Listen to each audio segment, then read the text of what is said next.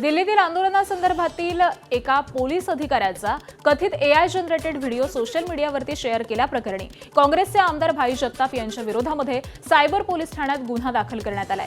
हा व्हिडिओ कृत्रिम बुद्धिमत्तेच्या अर्थात एआयच्या माध्यमातून तयार करण्यात आल्याचं समजल्यानंतर त्यांनी संबंधित पोस्ट हटवलेली असून या प्रकरणामध्ये प्रतिक्रिया दिली आहे। भाई जगताप म्हणालेत की माझ्या विरोधामध्ये गुन्हा दाखल झाल्याचे मला माध्यमांमधून समजलं।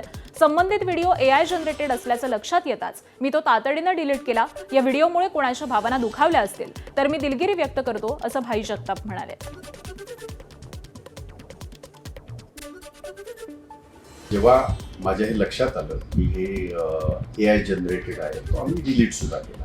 त्या व्हिडिओमुळे जर कोणाच्या भावना दुखावल्या असतील तर मला अजिबात ह्याच्यामध्ये कमीपणा वाटणार नाही की जर भावना दुखावलेल्या असतील तर मी अगदी सॉरी म्हणेन त्या बाबतीमध्ये।